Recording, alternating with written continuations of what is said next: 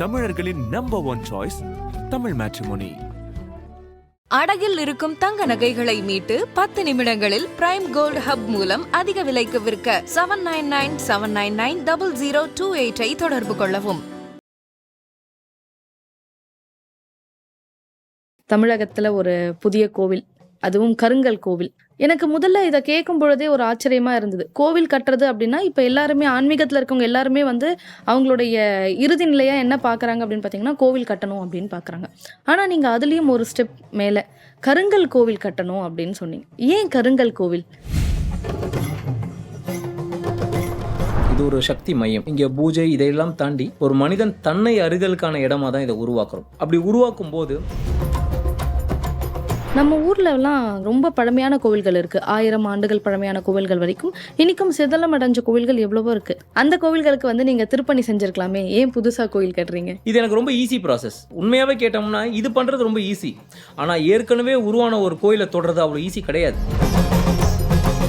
உங்கள் வாழ்க்கையில் ஒரு சரியான மனிதர் உங்களுக்கு சரியான நேரத்தில் துணை நின்றுட்டாருன்னு வச்சுங்களேன், நீங்கள் வாழ்க்கையை வேறு மாதிரி வாழ ஆரம்பிச்சிருவீங்க. அந்த மாதிரி மனிதர்கள் இன்னைக்கு இல்லை.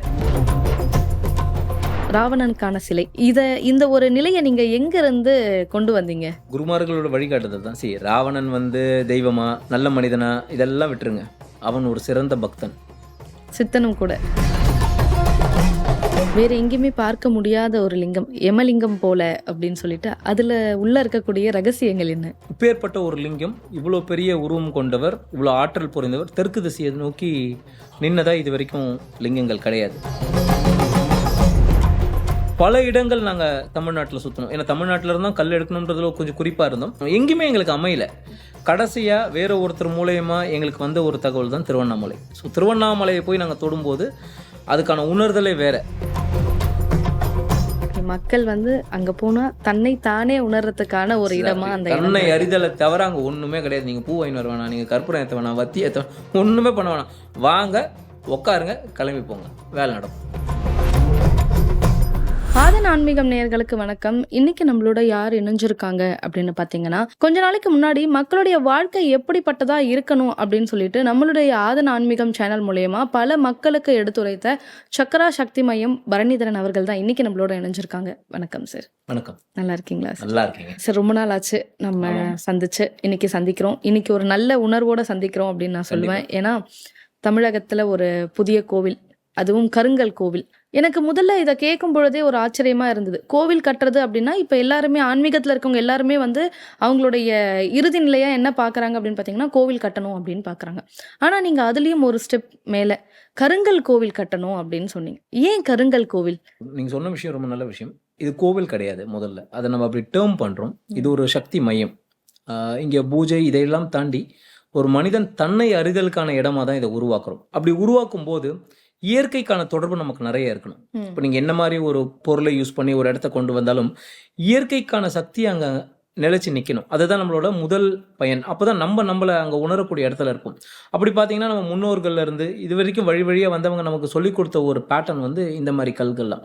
இப்போ கல்கள்லேயே நிறைய வகைகள் இருக்குது.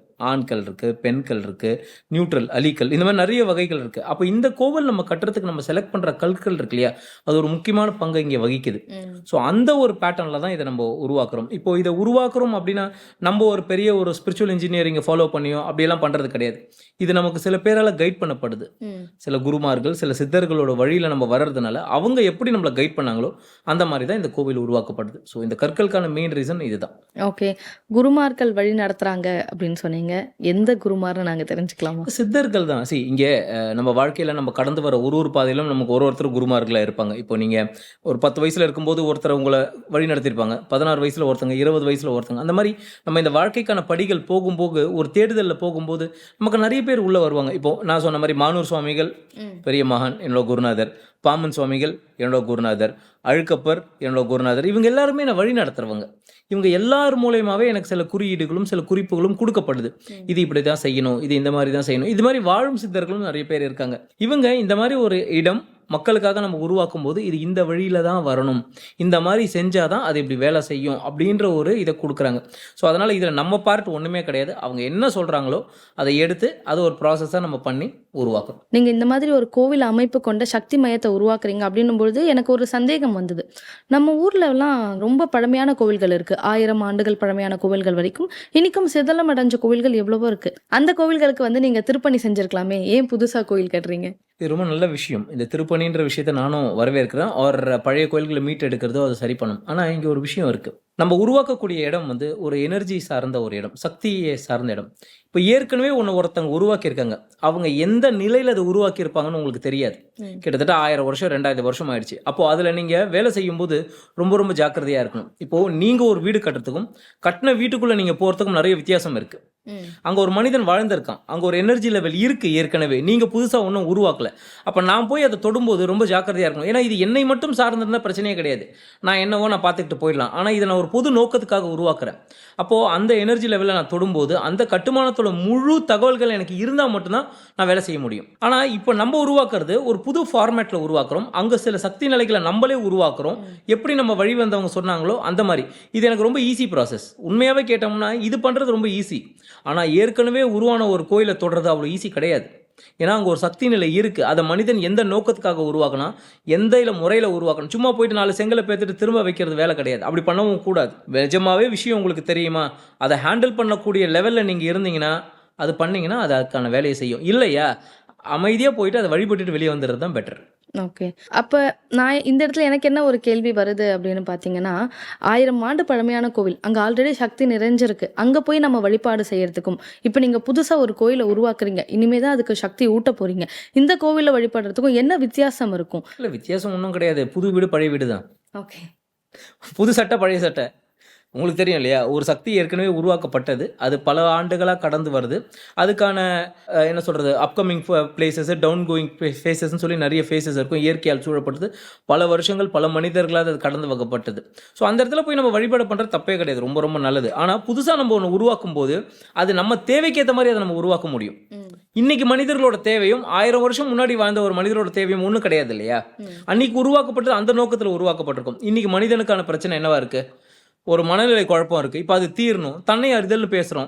அது எப்படி அறிஞ்சிக்க முடியும் தன்னை அறிதல்ன்ட்டு? ஸோ அந்த ப்ராசஸ்க்கு ஏற்ற மாதிரி தான் நம்ம உருவாக்குறோம். ஸோ பேசிக்கலி ஒரு பெரிய டிஃப்ரென்ஸ் எல்லாம் ஒன்றும் இல்லை.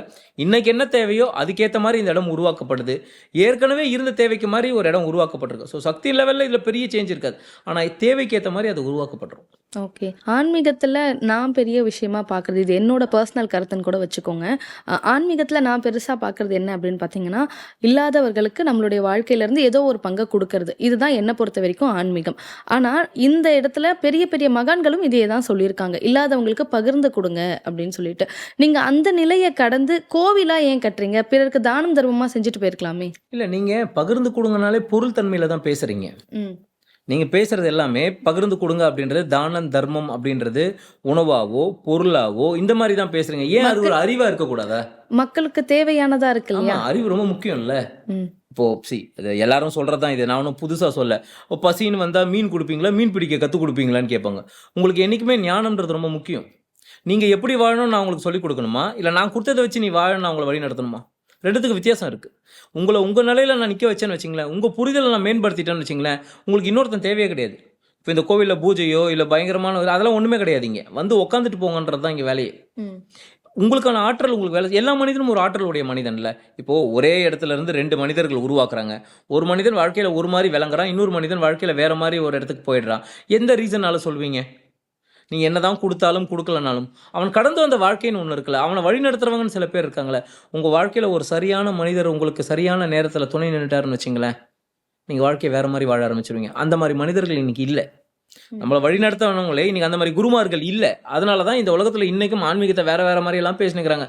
என்ன பண்ணாலும் தப்பிச்சிடலான்னு யோசிச்சுட்டு இருக்காங்க. அப்படிலாம் இல்லை. இன்றைக்கி வாழறதுக்கு ஒருத்தன் கற்றுத்தரணும். இங்கே யாரும் கற்றுத்தரல, நீங்களே உணர்வீங்கன்னு தான் உருவாக்குறோம். அதான் சொல்கிறேன், பேசுகிறது எல்லாமே ரொம்ப ஈஸி. எல்லா மனிதனும் இப்படி வந்துடும் அப்படி வந்துடும்லாம் பேசலாம். ஆனால் தன்னை அறிதல்ன்றது செல்ஃப் எக்ஸ்பீரியன்ஷியல். நான் என்ன தான் சொன்னாலும் நீங்கள் என்ன உணர்றீங்களோ அதான் நிஜம். அந்த மாதிரி ஒரு இடமா தான் இது உருவாகுது. ஓகே. இந்த சக்தி மையத்தில் பார்த்தீங்கன்னா பெரிய லிங்கம் நான் பார்த்தேன். ஒரு சில சாரார் என்ன சொல்லுவாங்க அப்படின்னு பார்த்தீங்கன்னா, இப்போ இருக்க காலகட்டத்தில் எல்லா இடங்கள்லையுமே பெரிய பெரிய சிலைகள் வந்துருச்சு. உலகத்திலேயே பெரிய சிலைகள் அந்த மாதிரியான கான்செப்ட் இப்போ வந்துருச்சு. ஆனால் சிலைகளை வந்து கைக்கு அடக்கமாவோ இல்லை சின்ன குழந்தையாவோ பாவிக்கிறது தான் வந்து ரொம்ப நல்லது அப்படின்னு ஒரு சில சாரார் சொல்லி நான் கேள்விப்பட்டிருக்கேன். ஆனால் நீங்கள் எனக்கு இப்போ சொல்லுங்கள், பெரிய லிங்கம் நீங்கள் அந்த சக்தி மையத்தில் வச்சுருக்கீங்க. இந்த பெரிய லிங்கத்தை வழிபடுறது மூலிமா நம்ம வாழ்க்கையில் என்ன மாதிரியான மாற்றங்கள் வரும்னு நீங்கள் நினைக்கிறீங்க? லிங்கத்தோட சைஸை பொறுத்து ஒன்றும் கிடையாது. ஆனால் what people generally believe is, ஒரு 5 கிலோ தூக்க முடியறவனுக்கும் 50 கிலோ தூக்க முடியறவனுக்கும் வித்தியாசம் இருக்கு. அதை 500 கிலோ தூக்க முடியறவனுக்கும் வித்தியாசம் இருக்கு. நம்ம ஒரு இடத்த உருவாக்குறோம், அங்கே வர மனிதர்களோட எண்ண அலைகள் அவங்களோட ஆற்றல் மாறணும்னா கண்ணுக்கு மீறிய ஒரு உருவம் அங்கே இருக்கணும். ஆமாம்ல, நீங்கள் எதை வச்சு வாட் வில் கிராப் யூ, உங்கள் அட்ராக்ஷனை எது இழுக்கும்? ஒரு பிரம்மாண்டம் தேவை. எக்ஸாக்ட்லி, அந்த பிரம்மாண்டம் தான். ஆனால் அந்த பிரம்மாண்டம் மட்டுமே இருந்துட்டாங்க எதுவும் நடக்காது. நீங்கள் வெறும் ஆள் உயர சிலைகளை வச்சுட்டு அங்கே ஒன்றுமே இல்லைன்னு வச்சிங்களேன், நீங்கள் போய் பிரயோஜனமே கிடையாது. இது அந்த மாதிரி ஆற்றலில் உருவாக்கப்படுது. இந்த லிங்கம் வந்து கிட்டத்தட்ட ஒரு 13 அடி உயரம் கொண்டது. இதோட ஆவுடை வந்து 9 அடி சுற்றளவு கொண்டது. ஆதாரப்பீடம் இருக்குது, ஆவுடை இருக்குது, மேலே லிங்கம் இருக்குது. லிங்கம் பூமியிலேருந்து கிட்டத்தட்ட 13 அடி மேலே இருக்குது. இது அந்த மாதிரி ப்ராசஸில் தான் பண்ணப்பட்டது. ஸோ இதுக்கான சக்தி நிலை அப்படின்றது ஆல்ரெடி உள்ள அந்த மாதிரி தான் இன்வெஸ்ட் பண்ணியிருக்கோம். அந்த ஸ்பிரிச்சுவல் இன்ஜினியரிங் மெத்தடாலஜியை ரொம்ப கனக்கச்சிதமாக கையாண்டு இருக்கும் குருமார்களோட வழிகாட்டுதலில். ஸோ அந்த மாதிரி உருவாக்கி இதை நிற்க வைக்கும்போது ஒரு மனிதன் அங்கே வரும்போது அவனுக்கான முழு அட்டென்ஷன் அங்கே இங்கே ஈர்க்கப்படும். பல சிந்தனையில் உள்ள வரீங்க, என்னென்னமோ யோசிச்சுட்டு வரீங்க, என்னென்னமோ பிரச்சனை இருக்கும், தினமும் சாமிக்கிட்ட போய் காசு கேட்கறவங்களா இருக்கானுங்க. இப்போ அந்த மாதிரி நிலைமையில் நீங்கள் உள்ளே வரும்போது ஒன்று உங்களை ஈர்க்கணும். ஆனால் ஈர்க்கிறதுக்கு வெறும் உருவம் மட்டுமே பத்தாது, அதுக்குள்ளே அந்த சக்தி இருக்கணும். அதை உள்ளடக்கி நீங்கள் வச்சுட்டிங்கன்னா வேலை வேறு மாதிரி நடக்கும். ஓகே, இன்னும் ஒரு விஷயம் அந்த கோவிலேருந்து எனக்கு ரொம்ப பிரமிப்பை கொடுத்தது என்ன அப்படின்னு பார்த்தீங்கன்னா, பெரும்பாலுமா எல்லாருமே வந்து ராவணனை வந்து கடவுளாக வழிபட மாட்டாங்க. ஆனால் தமிழர்களுடைய கடவுள் ராவணன் அப்படின்னு ஒரு சில சாரார் சொல்கிறாங்க. ராவணனுக்கான சிலை, இந்த ஒரு நிலையை நீங்கள் எங்கேருந்து கொண்டு வந்தீங்க? குருமார்களோட வழிகாட்டுதல் தான். சரி, ராவணன் வந்து தெய்வமா நல்ல மனிதனா இதெல்லாம் விட்டுருங்க, அவன் ஒரு சிறந்த பக்தன், சித்தனும் கூட. கண்டிப்பாக இல்லை, சித்தனாக இருந்தால் தான் நல்ல பக்தனாகவும் ஆக முடியும் அவனால். அப்போ அவனோட வாத்தியார் அங்கே வைக்கிறேன். when the teacher is there, student should also be there. ரொம்ப சிம்பிள், அதுக்கு மேலாம் நீங்கள் யோசிக்கவே தேவையில்லை. சிறந்த சிவபக்தன், a man of virtue. அவன் எப்படி வாழ்க்கை, எப்படி எல்லா மனிதனும் நல்ல குணம் கெட்ட குணம் நல்ல வாழ்க்கை அது எல்லாமே அவன் வாழ்க்கை சார், அதெல்லாம் தேவையே கிடையாது. ஆனால் ஆஸ் அ பர்சன் இன்ன காலம் வரைக்கும் நீங்கள் ராவணன்றவர் யாருன்னு தெரியாது, உங்களுக்கு எப்படி வாழ்ந்தான்னு தெரியாது, ஆனால் இன்ன வரைக்கும் அந்த பெயரை உங்கள் உதடு உச்சரிக்குது அப்படின்னா சரியான ஒரு வாழ்க்கையை வாழ்ந்த மனிதனாக மட்டும்தான் இருக்க முடியும். சரிங்களா? இல்லைனா காலங்களில் யாரை வேணாலும் எப்படி வேணாலும் மாற்ற முடியும். ஆனால் இன்றைக்கும் நீங்கள் அந்த பேரை உச்சரிக்கிறீங்கன்னா is a man of virtue. இது என் குருமார்கள் எனக்கு வழி நடத்தினது. நான் பெருந்தும் வியக்கிறவன், ஒரு மனிதன் இப்படி வாழ முடியுமா, இந்த அளவுக்கு ஒரு தன்மையோட தன் குருவை அந்த அளவுக்கு நேசிக்கக்கூட மனிதன், அப்படியாப்பட்ட ஒரு மனிதனை நான் வணங்குறேன், வியக்கிறேன்.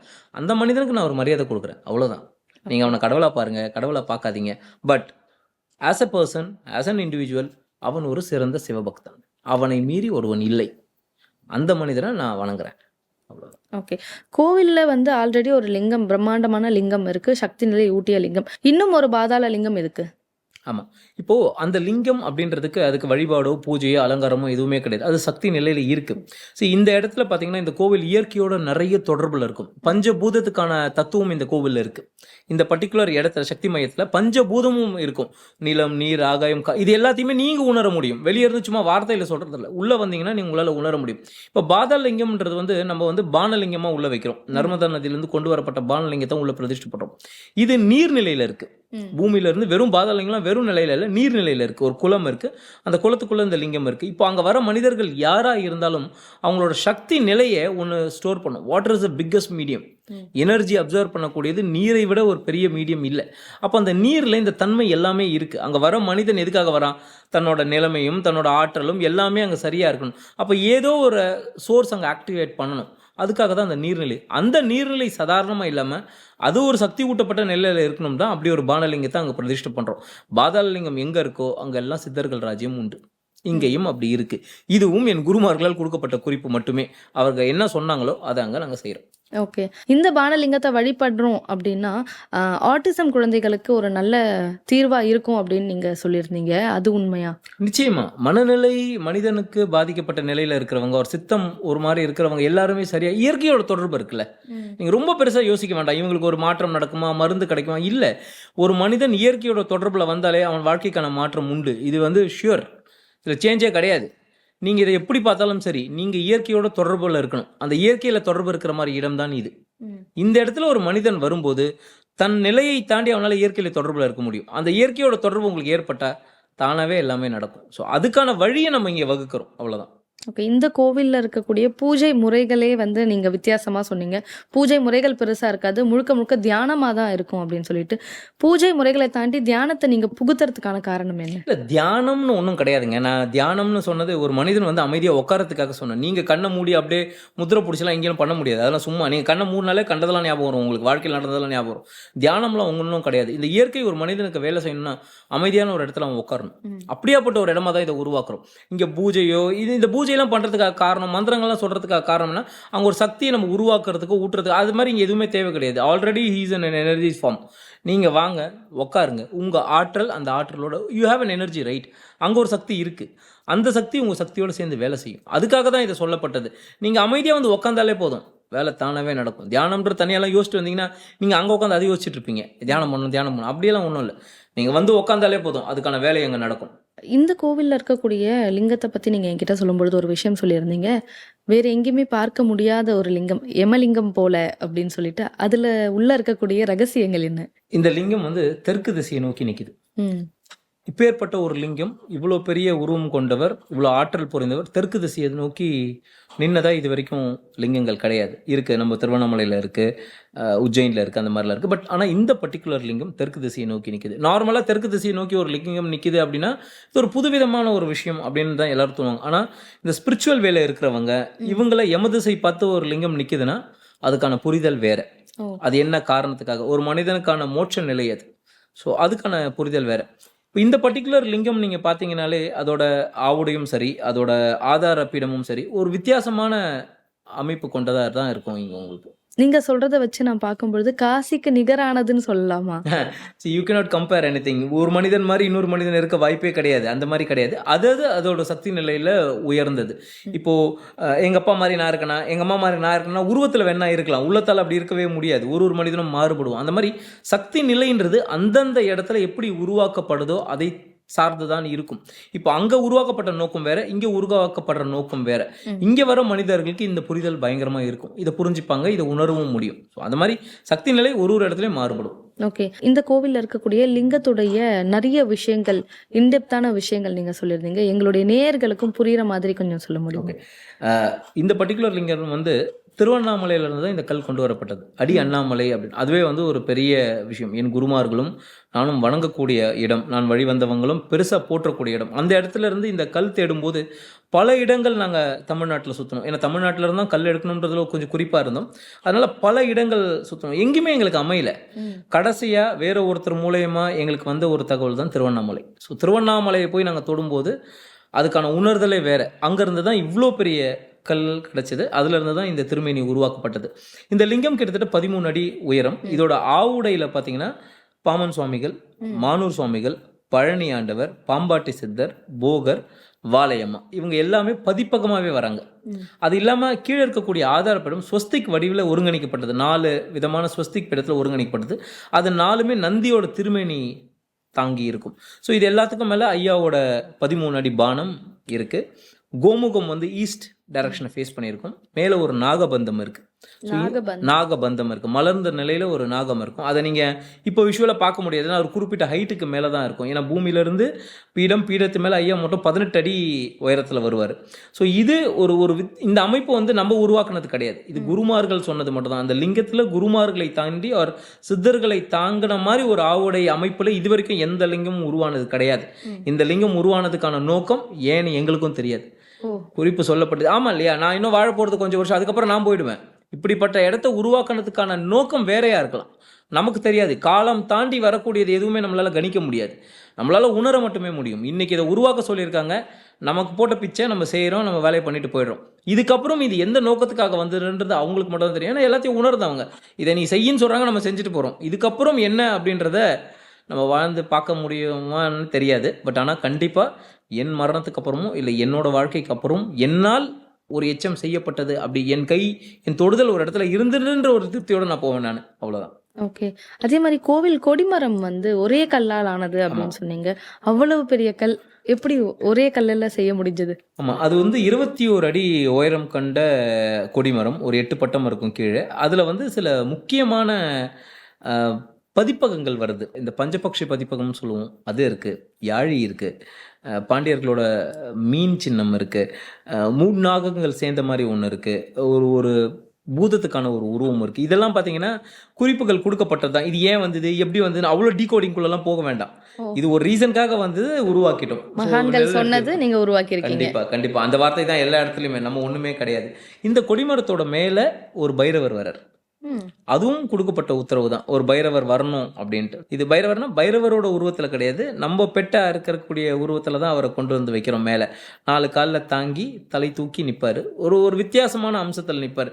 இது எதுவுமே வந்து நம்ம இப்படி டிசைன் பண்ணோம் இப்படி பண்ணோம் அப்படின்லாம் பண்ண முடியாது. அதுக்கான அறிவும் நமக்கு கிடைக்காது, அதுக்கான திறமையும் நமக்கு கிடையாது. நம்மளை ஒரு சக்தி ஆளுது, அது வழி நடத்துது, அந்த வழிப்படி பண்ணிட்டு மக்களின் எண்ணங்களுக்கு தாண்டிய அப்பாற்பட்ட ஒரு நிலை அங்க இருக்கு அப்படின்னு. கண்டிப்பா நிச்சயமா இது வந்து நம்மளால வந்து வரைநிலைக்குள்ளெல்லாம் கொண்டு வர முடியாது. ஒரு ஒரு இப்படிதான் இதை பண்ணணும் அப்படின்லாம் கிடையாது. எங்களை பொறுத்த வரைக்கும் எங்களோட எக்ஸ்பீரியன்ஸ்ல நாங்க என்னென்னலாம் பிளான் பண்ணோமோ அது எதுவுமே அங்கே நடக்கல.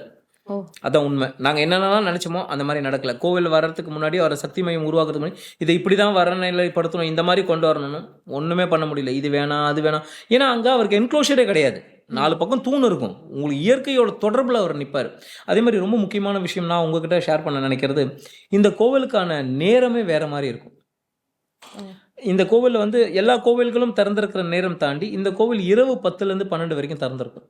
ஏன்னா அதாவது காலையில இருந்து இரவு வரைக்கும். ஆமாம், காலையில இருந்து மதியம் வரைக்கும் இருக்கும். மதியம் ஒரு சின்ன கேப் இருக்கும். அதுக்கப்புறம் சூரியாஸ்தம நேரம் அந்த சாயங்காலம் இருக்கும். அதுக்கப்புறம் இரவுல 10லேருந்து 12 மணி வரைக்கும் தங்கியிருக்கும், திறந்திருக்கும். ஏன்னா இங்கே மனிதன் தன்னை அறிதலுக்கான இடம் நம்ம உருவாக்கிட்ட பிறகும் இயற்கையோட தொடர்பு இருக்கணும். பகலுக்கும் மதியானத்துக்கும் இரவுக்கும் ஒரு பயங்கரமான வித்தியாசம் இருக்குது. இந்த முன்னிலையிலையும் அவர் அனுபவிக்கும் போது அங்கே ஒரு மனிதன் தன்னோட ஆற்றலை வேற மாதிரி வெளிப்படுத்த முடியும், வேற மாதிரி உணர முடியும். அதே மாதிரி ஒரு ஒரு காலங்கள்லையும், பௌர்ணமி அன்னைக்கும் மற்ற அமாவாசை அன்னைக்கும் மற்ற நாட்கள்லையும் ஒரு ஒரு நாளும் இந்த இயற்கையோட தன்மையை அங்கே உணர முடியும் ஒரு மனிதனால். ஸோ திஸ் இஸ் ஆல் உணர்வு பேஸ் பண்ணது. இது நீங்கள் என்ன உணர்றீங்க, நீங்கள் அங்கே வந்து உட்காரும்போது என்ன நடக்குதுன்றத என்னால் வார்த்தையெல்லாம் சொல்லவே முடியாது. நான் என்ன உணர்றதுன்றது மட்டும் தான் எனக்கு, அதே மாதிரி நீங்கள் உணர்றது தான் உங்களுக்கு. ஸோ நீங்கள் அதை உணரணுன்றதுக்காக தான் இந்த வேலையை நாங்கள் பண்ணுறோம். ஓகே, மக்கள் வந்து அங்க போனா தன்னை தானே உணர்றதுக்கான ஒரு இடமா அந்த தன்னை அறிதலை தவிர அங்கே ஒன்றுமே கிடையாது. நீங்கள் பூ வாங்கி வர வேணாம், நீங்கள் கற்பூரம் ஏற்ற வேணாம், வத்தி ஏற்ற வேணாம், ஒன்றுமே பண்ண வேணாம். வாங்க உட்காருங்க, கிளம்பி போங்க, வேலை நடக்கும். ஒரு கோவிலே வந்து ஒரு வித்தியாசமான நிலையில இன்னைக்கு நான் ஒரு புதுமையான நிலையில பாக்குறேன் அப்படின்னு சொல்றேன். ரொம்ப ஆச்சரியமா இருந்தது கோவில் பத்தி நீங்க ஒரு சில விஷயங்கள் எனக்கு சொல்லும் பொழுது. ஏன்னா இந்த மாதிரியான ஒரு கோவில் எனக்கு ரொம்ப பிரமிப்பை கொடுத்தது என்ன அப்படின்னு பாத்தீங்கன்னா கருங்கல் கோவில் அப்படின்ற ஒரு விஷயம் தான். ஏன்னா இன்னைக்கு நிறைய பேர் கோவில் கட்டினாலும் கருங்கல் அப்படின்ற ஒரு விஷயத்த கையில எடுக்கிறது கிடையாது. அதுக்கான காரணம் என்னன்றதும் நீங்க சொல்லிட்டீங்க. ஆனாலுமே இன்னுமே எனக்கு அந்த ஒரு விஷயம் வந்து பிரம்மாண்டமா தான் இருக்கு. கடவுள் அங்க பிரம்மாண்டமா இருக்காருன்றதை தாண்டி நம்ம வாழ்க்கையில இன்னைக்கும் நிலைச்சு நிற்கிற 1000 வருடமா இருக்கட்டும், 500 வருடமா இருக்கட்டும், பழமையான கோவில்கள் எல்லாமே கருங்கல் கோவில்.